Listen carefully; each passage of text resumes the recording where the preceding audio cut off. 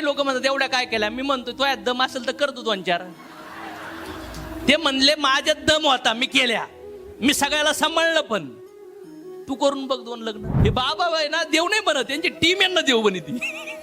आणि मग त्याला पण वाटतं रिअल मी परमात्मा आहे बरं का. मग आपल्या जिंदगीत असे मामा असतात, जे लोक राईट मार्गाला नाही येत ना, त्या मामाला पण सरळ करायचे कृष्ण शिकू गेले. पत्नी कशी असावी, भाऊ कसा असावा, आई वडील कसे असावे, मित्र कसे असावे, टीम कशा असावे, शौर्य कसं असावं, प्रेम कसं करावं. पण त्यांनी सांगितलंय जे जिंदगीत पाहिजे ते मिळवण्यासाठी काही संकट आले ना, साला संकटावर मात करा. जे काम तुझ्या एकट्याच्यानी होत नाही ते काम टीम म्हणून केलं पाहिजे, नेटवर्क म्हणून केलं पाहिजे. आणि भगवंताच्या सगळ्यात महत्वाचं 6 क्वालिटी. भगवंत ज्याला म्हणतात त्यांच्याकडे 6 क्वालिटी पाहिजेत. तर याच्यात सांगितलंय की कृष्णामध्ये कधी तुम्हाला कृष्णाचा म्हातारा फोटो बघितलाय का तुम्ही, असा डांगरा झालेला एकदम असा बघितलाय? त्यांचं शरीर आध्यात्मिक सांगितलेलं आहे. आपल्याकडे फक्त आपल्या वयाचे किंवा थोडे पुढं मागं जीव आकर्षित होतात, पण भगवंताकडे ह्या ब्रह्मांडातले सगळे पशु पक्षी सगळ्या युनिटले जीव आकर्षित होतात. यांचं सौंदर्य इटर्नल आहे. कृष्ण म्हणजे ऑल अट्रॅक्शन. म्हणजे भगवंताच्या सौंदर्याबद्दल सांगितलंय की सगळे जीव त्यांच्यावर प्रेम करतात. ब्युटी पाहिजे ना आपल्याला, मग ही प्युअर ब्युटी भगवान कृष्णाकडे. आणि आपण ह्या मेकअप इंडस्ट्री, हे फॅशन ब्युटी इंडस्ट्री कशामुळे चालल्या जातात? सगळ्याला सुंदर दिसूशी वाटते, पण सगळे वरच्या सुंदरतेवर काम करतायत. कुठं करतायत? एक्सटर्नल ब्युटीवर काम करतायत. काम कुठं होणं गरजेचं आहे? इंटरनल ब्युटीवर. इंटरनल ब्युटी काय आहे? प्रेम आहे, दया आहे, करुणा आहे, माफ करणं, चांगल्या मार्गाला जाणं, तपश्चर्या करणं, दान करणं, धर्म करणं, जीवन कॉन्फिडेंटली प्रॉपरली जगणं. ह्या प्युअर क्वालिटी आहेत. हे खरे रिअल चारित्र्य, हे रिअल कॅरेक्टर आता असतं माणसाचं. पण बऱ्याच वेळा लोकांनी वेगवेगळे मुखडे लावलेत वरून, आणि सगळे फक्त वर इम्प्रेस करण्याचा प्रयत्न करतात. पण वरचं इम्प्रेशन फक्त फर्स्ट इम्प्रेशन असतं. नंतर ते इम्प्रेशन संपल्यानंतर आतले गुण खरे ओपन होतात माणसाचे. ॲग्री? नंतर आहे प्रसिद्धी. मला सांगा, चोरी केल्यावर माणूस फेमस होतो का जेलमध्ये टाकला तर? आपल्याकडे एखाद्याने चोरी केलं तर काय करतात? जेलमध्ये. चोर लोकांना कुठं नेतात? जेलमध्ये नेतात ना. पण आज हे 5-5.5 हजार वर्षापूर्वी चोरी केली तरी आज पण याचे गाणे चालू असतात. माखन चोर लिलाव होतात. बघा, याला प्रसिद्धी मानतात. म्हणजे भगवंताचे जन्म आणि त्यांचे कर्म दिव्य असतात. त्यांचे जन्म आणि त्यांचे दिव्य असतात. आज त्यांच्याबद्दल आपण स्टोऱ्या चर्चा करू शकतो. त्यांच्या चर्चा एवढ्या प्युअर असतात की आपल्याला शुद्ध करतात, आपला अंधार दूर करतात, आपला भीती दूर करतात. त्यांच्या लीला जर आपण ऐकल्या तर, त्यांच्या कथा ऐकल्या तर, आपल्या पंजोबाच्या कथा सांगितल्या लोकांना तर, आपल्या आजोबाची कथा सांगितल्या लोकांना तर, तुमच्या स्टोऱ्या लोकांना सांगितल्या तर चक्कर यायला बसली एखाद्याची. आपल्या स्टोरी सांगितली तर, आपला फोटो लावला आणि म्हणलं चला स्टोऱ्या सांगा आपल्या जिंदगीच्या. काय काय स्टोऱ्या येतील लोक मध्ये, नको मै नको लावू, मै स्टोरी सांगण्यालायक नाहीये. पण भगवंताचे 5-5.5 हजार वर्षापूर्वी लीला करून गेले. त्यांच्या आज सौंदर्याबद्दल बोलला, ते त्यांच्या प्रसिद्धीबद्दल बोललं. हो, जन्माला येण्याच्या आधी आईला सांगितलं मी येतोय. त्यांच्या येण्यामुळे आई जेलमध्ये गेली. Right wrong? हा, आईने जेलमध्ये सुटल्यावर विचारलं तुला यायचंच होतं तर गपचीप यायचं ना, तू आजवर का अनाऊन्स केलं? मी निघले होते माहेराला, मला डायरेक्ट जेलमध्ये टाकलं. सासरला निघले होते, माझ्या भावाने डायरेक्ट मला कुठं नेलं? जेलमध्ये नेलं. जन्माला येण्याच्या आधीवर आईला चतुर्भुज रूप दाखवलं होतं. ही प्रसिद्धी आहे. जन्माला आल्याच वसुदेवच्या हातात जेव्हा आले ना, तर सगळे जेल बेड्या तुटल्या म्हणतात. सगळे जेलचे कैदी, त्यांना बाहेर येण्यासाठी जागा भेटली. आणि जेव्हा भगवंत बाहेर आले, मथुरेतून गोकुळाला चालले, तर सांगितलं आहे की सगळं ब्रह्मांड त्यांच्या स्वागतासाठी उभं होतं. भगवंताचा जन्म उन्हाळ्यात असतो का? कृष्णाचा जन्म कधी असतो? जन्माष्टमी कधी असती? एकदम हिरवगार वातावरण असतं. हा, पानं, फुलं, फळं, हा, सगळे ढग. जेव्हा भगवंत जन्माला आले तर ढग लई खुश झाले, म्हणले आमचा कलर घेऊन आले तर आमच्याबद्दल पण चर्चा होणार. आणि ढग स्वतः पाणी भरून घेऊन आले. भगवंताचं गिफ्ट आणतात ना, जसं लहान बाळ जन्मल्यावर, तर सगळे जीवात्मे भगवंताला गिफ्ट घेऊन चालले होते. तर ते समुद्राला म्हणतात तुझ्याकडे एवढं पाणी आहे, पण तू एक थेंब सुद्धा भगवंताला चढू शकत नाही. आम्ही तुझ्याकडे कामाला आहेत, तरी पण बघ आम्ही आमचं पाणी घेऊन चालू राहिलो भगवंताकडे. कधी कधी असतं लई लोकांकडे लई पैसा आहे, पण त्यांचा पैसा राईट मार्गाला लागत, त्यांचा मार्ग फक्त इंद्रिय भोगामध्ये लागतो आणि ते भोग घेताच मरून जातात. मग भगवंताच्या ज्या प्रसिद्धी ज्या पण आल्या, जन्माला आले तिथून प्रसिद्धी चालू झाल्या. प्रेम केलं फेमस, मैत्री केली, युद्ध केलं फेमस, युद्धातून पळाले, गोवर्धन उचलला, 16,108 बाईक केल्या. लोकांना एवढंच माहिती आहे राधा कृष्ण 16,108 बायकात. काही लोक म्हणतात एवढ्या काय केल्या. मी म्हणतो तो यात दम असेल तर करतो 2-4. ते म्हणले माझ्यात दम होता, मी केल्या, मी सगळ्याला सांभाळलं. पण तू करून बघ 2 लग्न, 1 लग्न आणि 1 लफडं करून बघ, चल. किती कुठं होतील. काही लोक आहेत ना भगवंताला डुप्लिकेशन करायला लागतात. मी तर म्हणतो डुप्लिकेशन सगळं करायचं असेल तर. काही शंकराचे भक्त मानतात मी गांजा फुकितो, शंकर फुकित होते. मग मी म्हटलं साप लटके 2-4 गळ्यात. हा, मग पावडरच्या जागी तू राख लाव जरा मशानातली. त्यांनी रावणाला लंका देऊन बर्फात बसलेत बिचारे. तू पण जाऊन बस झोपडीत एखाद्या फ्रीज मधल्या. शॉर्टकट डुप्लिकेशन का करायचं. मग काही लोक इस्कॉन मंदिरला कृष्णाकडे जाणारे तरुण पुढीला ये, तू माझी राधा मी तुझा कृष्ण. कृष्णच माहित नाही यांना. कृष्णाने एवढ्या मोठ्या लीला का करून दाखवल्या की लोकांनी हे मान्य केलं पाहिजे की हे भगवंत आहेत. आपल्याला संसार करायचा होता ना, त्यांनी सांगितलं मी एवढा मोठा संसार करतो, तुला 1 बायको सांभाळता आहे ना, तुला 1 नवरा सांभाळता आहे ना, तुला 2-3 पोरं सांभाळता आहे ना, शिक माझ्याकडून मी कसं सांभाळतोय. हे लक्षात. पण अभ्यासच नाही केला म्हणून आज जीवनामध्ये क्लल चालू आहे, त्रास चालू आहे, संघर्ष चालू आहे. आणि त्याच्या पाठी मग लीला होती की बाबा त्या काळात त्या मुलींना, राजकन्यांना बंदिस्त केलं होतं. कृष्णाने युद्ध करून त्यांना सोडलं आणि म्हणलं जा घरी. ते म्हणले आता आम्ही जाऊ शकत नाही, आमचं कोण लग्न करणार, आम्हाला आता मरायचंय. त्यावेळेस म्हणले मरू नका, तुम्ही मनात ठरवा कुणाल तुम्हाला कोण वर पाहिजे, कोण नवरा पाहिजे, त्या संग तुमचं लग्न होणार. आणि सगळ्यांनी एकच नवरा बघितला. भगवंत म्हणले ततास तुम्ही असता तिथं तर, तू असता तिथं तर, तू म्हणला असता कोणा संग करू गड्या. आज पण बघा ना पोरं पोरी बघतात लोक लग्न करायला, बघतात का नाही बघत. आणि तिथं रासलीला झालती आणि ॲट ए टाइम सगळ्या संग कृष्ण नाचत होते वेगळे वेगळे. मी माझ्या मुलाला एक दिवस प्रश्न विचारला, म्हणलं बेटा म्हणलं ती एकटेच होते पण ते एवढ्या घरी कसे जायचे. म्हणजे म्हणला माझा मुलगा म्हणला पप्पा ते यायचे एक्सपांड व्हायचे 16,108 रुपयात. ॲट ए टाइम सगळ्या पत्नी मुलासोबत ॲट ए टाइम अवेलेबल राहायचे. अरे आता आपल्या बाबांनी थोडंसं फूक करून दिलं ना, आपण त्याला देव म्हणतो. पोरग होईन तुला, तो आधार दूर होईन, लगेच देव देव देव देव देव देव. माणसाला देव करून टाकलं. आत्मा कधी परमात्मा होऊ शकत नाही. समज माया. थोडे इंद्रिय भोग भेटले, पोरग झालं, दारू सुटली, थोडा चमत्कार झाला, देव आहेत का त्या? तेवढ्या शक्ती आहेत त्या फक्त. आणि शक्ती लोक वापरतात. पण अज्ञानपणामुळे आपली जीवाची इच्छा पूर्ण झाल्या ना, लोक कोणाला काही पण पदवी देतात. आणि फॉलोअर लोकांमुळेच ना ते मेन लीडर लोक बर्बाद होऊन जातात. ही टीमा आहेत ना, टीमा ह्याला कमी नाही असतात लोकांची बर्बादी करायला. एवढं चढवतात ना त्या सिनियरला, त्या अपलाईनला, त्यांच्या कार्यक्रमच होतो. त्याला वाटतं मी देवच झालोय आता. हे बाबा आहे ना देव नाही बनत, त्यांची टीम यांना देव बनिती. आणि मग त्याला पण वाटतं रिअल मी परमात्मा आहे बरं का. तर भगवंतानी वेगळ्या वेगळ्या लीला करून दाखवल्या. गोप्या संघ पण लीला करून दाखवल्या. आज त्यांची गाई चारून दाखवल्या त्यांनी. इंद्रासंघ फायटिंग करून गोवर्धन उचलून दाखवला की नाही दाखवला. कालिया माहिती ना साप, कालिया दमन करून दाखवलं. त्यानंतर तृणावत, आगासूर, बकासूर, पुतना छोट्या बाळाला विष लावून मारायला आली आणि तिला डायरेक्ट तिचं आतलं सूक्ष्म शरीर पण मारून टाकलं. आणि मेल्यानंतर तिला आई म्हणून भगवत धामात नेलं. दीनदयाल म्हणतात ना, माप काय असतं, माफी करणं काय असतं. म्हणजे एवढ्या लहानपणापासून 11 वर्षात या सगळ्या लीला करून दाखवल्या. मामा भाषेला काय पाठवतो, मामा भाषेला काहीतरी खेळणे पाठवतो का नाही पाठवत. काय पाठवतो,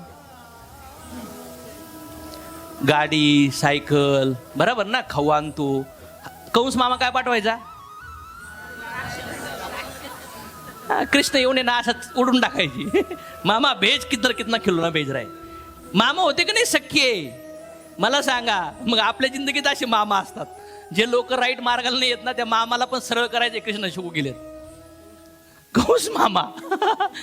मग राम आणि कृष्ण, राम म्हणतात मी मर्यादेत कसं राहायचं मनुष्याने, हे लीला करून दाखवली आहे. आणि कृष्ण म्हणतात मी जे लोक मर्यादा ओलांडतात त्यांना सरळ कसं करायचं यासाठी मी आलोय. रामांचं आचर्य करण्यासारखं आहे. रामांसारखं जीवन जगावं. पत्नी कशी असावी, भाऊ कसा असावा, आई वडील कसे असावे, मित्र कसे असावे, टीम कशा असावे, शौर्य कसं असावं, प्रेम कसं करावं, पत्नीसाठी कसं संघर्ष करून दाखवा, समाजाच्या पद्धतीने कसं वागलं पाहिजे, राजा कसा असावं, जीवनात कोणी आपले दुःख देते ना आपल्याला त्यांच्यासोबत कसं डील करून त्यांना कसं राईट ट्रॅकला ठेवावं, कसं माफ करावं. Yes or no. काही अत्याचार घडले, काही दुःख घडले, काही संकट आले, त्या संकटातून कसं निघावं हे राम शिकवतात. पण आज आपल्याला आहे ना कोण पाहिजे, दिलवाले दुल्हनिया ले जाएगे. हां, करीनाचे किती लग्न झाले, कोणाचं कुठं काय अफेअर चाललंय, कोणत्या हिरोईन ट्रेंडिंगमध्ये आहे, कोणते लोक अर्धे कपडे घालून रील काढतात. मग आता जिंदगी बरबाद होऊ राहिली आपली. मग आपल्याला रामच माहीत नाही, सीताच माहीत नाही आहे. मग राम सीता देव असून सुद्धा जन्माला आल्यानंतर पत्नी लग्न झाल्यानंतर राहले की एकत्र राहिले का? वनवासाला जावं लागलं. पुन्हा आल्यानंतर समाजाने राहून दिलं की एकत्र धोबी. मुलं जन्म कुठं दिले? जंगलामध्ये, लवांकुश. तरी पण त्या आईने त्या मुलांना असं घडवलं होतं, अक्षरशः रामांची सगळी शरीराला हरवलं होतं. पण आजच्या म्हणतात नाही, आता मी दुसरं लग्न करते, मला राहणं होत नाही एकट्याचीला, आता एकट्याच्याला राहणं होत नाही आम्हाला. आणि मग संसार स्थापित करण्याचा प्रयत्न करतात, इकडं तिकडं बोंबलत फिरतात. आणि मग जेव्हा आता ताकद आहे, तरुण पण आहे म्हणून थोडंसं करते नेड्यावणी, तेव्हा तुमचं सौंदर्य संपन्न, ताकद संपन्न, कुत्रे मांजरं पण जवळ येणार नाही. आणि शेवटी मनाने ते भोग घेतलेलेच सगळे. आणि ते भोग नाही भेटले तर माणूस तडफडायला लागतो पुन्हा. Yes or no? किती जण ॲग्री आहेत? त्याच्यामुळे आत्ताच कॉन्शियसली जीवन जगलं पाहिजे. तर प्रसिद्धी, भगवंताने ज्या पण लीला केल्या त्या फेमस, त्यांच्या ज्या पण लीला आहेत त्या सगळ्या फेमस आहेत. गोप्यासोबत लीला केल्या का नाही केल्या? गोप्याला फार वैताग दिलायची, जाऊन माखन चोरायचे, माखन सांडून द्यायचे. अशाच गोप्या आल्या कंप्लेंट करायला यशोदामय्यापाशी आणि म्हणले तुझ्या कानाला सांग. ते म्हणले काय करतोय? ते म्हणले तो माखन येऊन नासाडी करतोय, भांडे फोडून टाकतोय, घर अस्ताव्यस्त करतोय. एकटा नाही, त्याची टीम घेऊन येतो, माकडन ते पोरण. म्हणले मग ती एवढं पिल्लू आहे, त्याला देऊन टाकायचं ना थोडं, तुम्ही प्रॉब्लेम काय? ते म्हणले आम्ही द्यायला लागलो. ते म्हणतो भिकारी आहे का? तुमच्या सगळ्यापेक्षा जास्त माखन माझ्याकडे. मी तर राजा आहे, आमच्याकडे 9 लाख गाई आहेत. मग म्हणले मग काही लपून ठेवा. ते म्हणले त्याच्या अंगात लाईट येते, कुठं पण येतं शोधित बसतं, त्याला माहिती आहे शोधा म्हणजे सापडेल. हां, त्यांनी शिकवले ना, शोधा म्हणजे सापडेल. ते माकड शोधित होते, तसं आपण पण आपले डायमंड शोधले पाहिजे खाली, ज्यांना 5-5, 10-10 लाख कमवायचे त्यांना.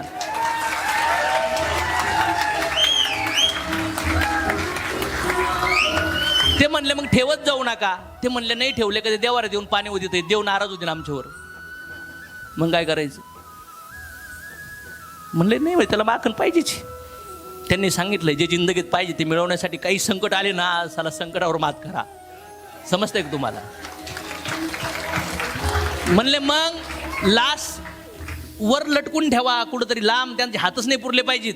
ते लहान पिल्ले, त्यांची काठी पण नाही पूर्ण, अशी ठिकाणी लपून ठेवा. ते पण कुठाने केलेत.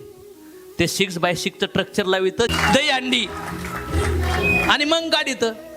अरे भगवंतानी 5000 वर्षापूर्वी लीला करून दाखवली. जे काम तुझ्या एकट्याच्याने होत नाही ते काम टीम म्हणून केलं पाहिजे, नेटवर्क म्हणून केलं पाहिजे.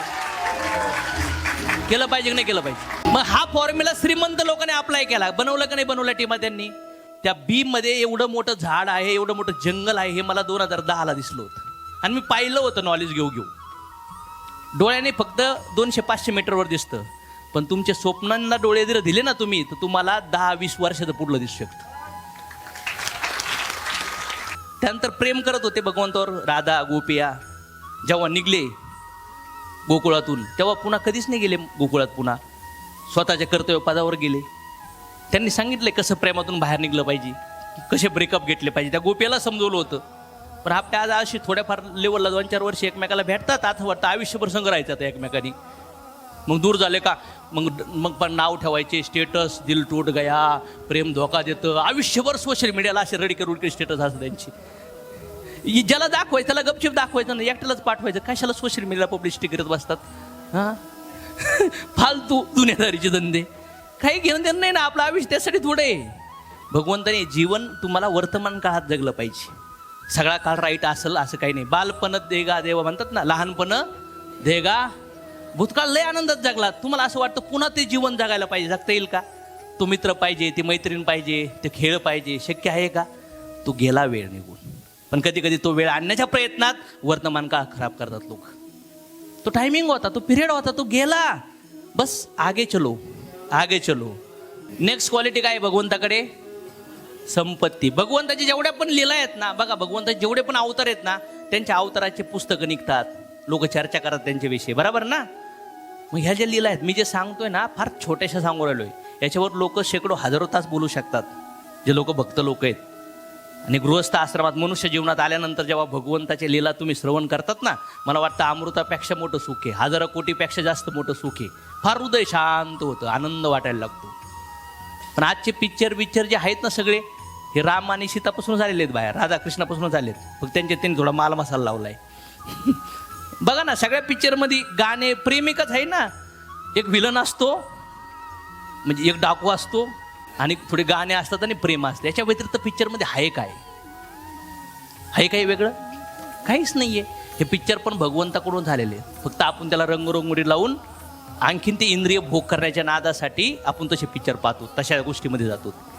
मग संपत्ती, ज्यांच्याकडे संपत्ती आहे, जे भगवंताकडं एवढी मोठी संपत्ती सांगितली जाती.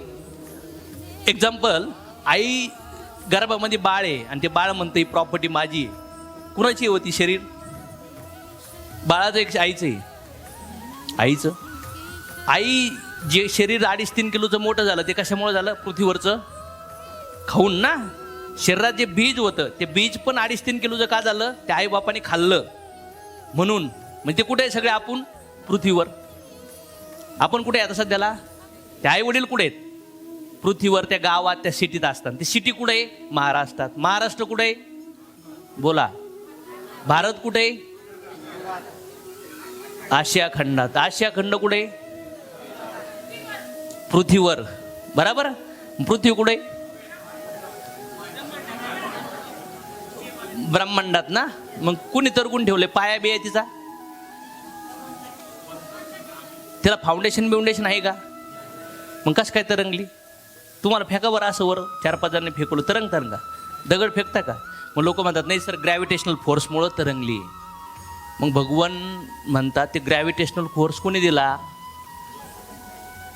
सायंटिस्ट लोक इथंच म्हणतात ते ग्रॅव्हिटेशनल फोर्समुळं तरंगते. ब्लॅक होल नाव ऐकलंय का?